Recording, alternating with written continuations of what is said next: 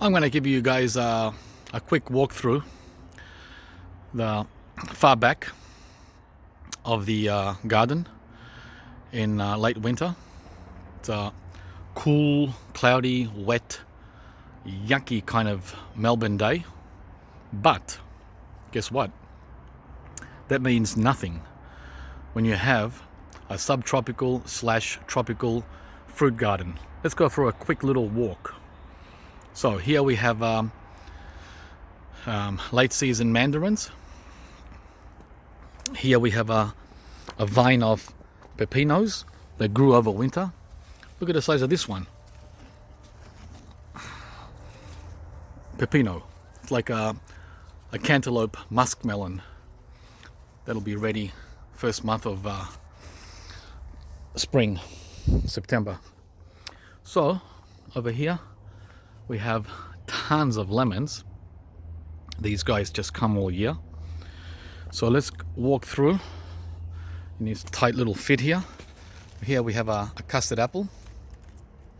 It's 7 to 8 years old. Hasn't produced much at all. It gave us about 4 custard apples last year, but they were kind of small. But the tree's getting established. That's what it's all about. Getting those roots deep inside. And here we have a Kensington Pride mango, which I planted last year. And it came through a winter with an A+, being protected by these lilies that I planted around it. And they're even flowering. Yeah. But they're going to be coming out shortly because this one needed any more protection. This mango. So we're going to go through here now, see what's next.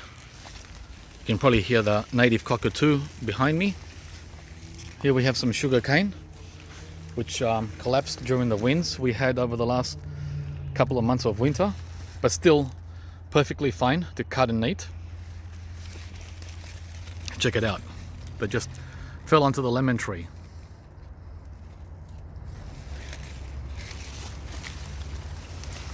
Then through here we have some more sugar cane over there, and right above it all is the ice cream bean tree. I just had a couple of ice cream beans in the 3rd month since they started coming.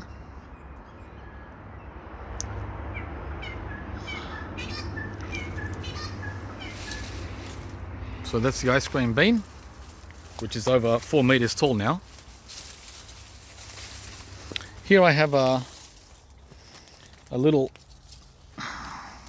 bush tucker tree called the Davidson's plum.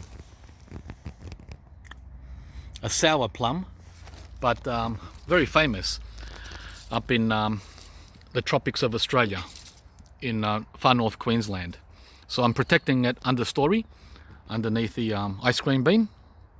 This is the 2nd year I've had it in a pot, and these are beautiful trees. They grow their plums along the main trunk and not on the outer branches like regular plum trees. Yeah, Davidson's plum. Moving right along, here I have a Fuerte variety of avocado tree, which I purchased exactly 11 months ago. Look at this. This is 1 year of growth from the Fuerte avocado tree. Look at that. Some of you might remember me purchasing it last August. Now it's over 2 meters, and it's doing so well. Again, protected by the ice cream bean tree. Over there we've got some more sugar cane, and more over here.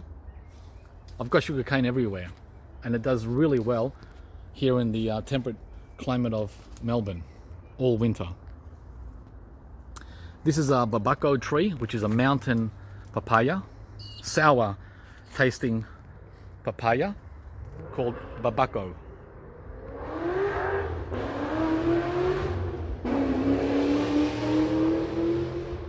So these are good for green, as a green papaya for curry dishes. And right behind it, I've got my largest custard apple tree. And that's like 3 meters tall by 3 meters wide. And you can see it's got a fruit on it. It's got about 5 or 6 fruit.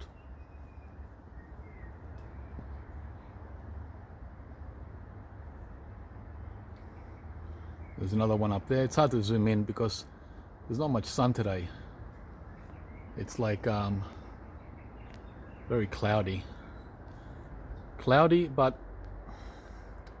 still doable, guys. You don't need to be in sunny, warm, beautiful Queensland to grow subtropical, tropical fruit trees. It helps, but here in the temperate climate, all you need is patience. I know most of you don't have patience, but for you that do, here in Melbourne, Adelaide, Tasmania, and Sydney, this is what you'll get after 10 years. This custard apple is 10 years old and should be giving us a lot of custard apples this coming summer. Beautiful. Yeah. So there's the avocado, the young avocado, only a year old. I bought it 1 year old, and now I've had it for one, so it's just over 2 years old. Look at the size of it. A 2-year-old tree from the tropics in Melbourne. This is the first winter that it's had here in my garden, and it had one other winter last year at the nursery. And there's the sugar cane. Look at that. Over 3 meters in height. And we've been feasting on that every week since June. That is throughout winter.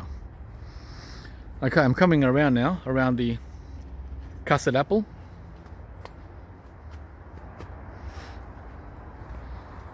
No sun today, but that's all right. The sun will come. And there's the ice cream bean, still loaded with beans. 3 months after we began eating them. Look at that. Someone asked me, wow,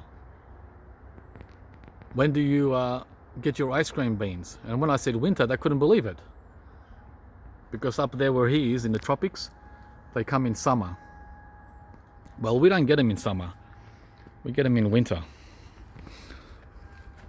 That's great, isn't it?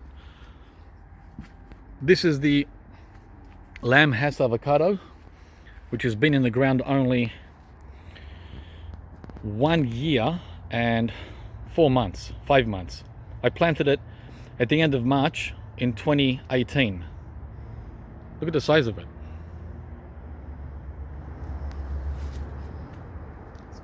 Two 2.5 meters, and absolutely loaded, as some of you know that have seen this video before. Very exciting to have all these tropical fruits in Melbourne. So, and there's the backside of the sugar cane. That's the youngest cane patch I have. These won't be ready till next year. So these are the guavas, the Hawaiian guavas, which I've been eating also for the last 3 months. Still a lot left. Look at that. Just comes off like that. Bite into it.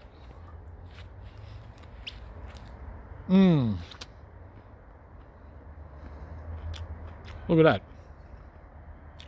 Hello, Hawaii. Subtropical, tropical flavor in your mouth. Yummy.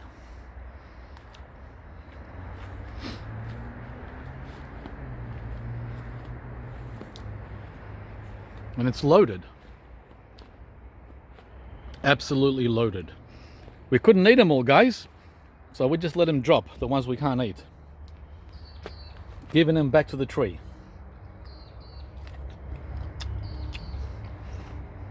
Very prolific. What's my number one problem in Melbourne for growing tropical, subtropical fruit? The number one problem is there's way too much abundance of subtropical fruit. That's the number one problem I'm experiencing. Thanks for watching. Don't forget to like and subscribe, and we'll see you at the next video.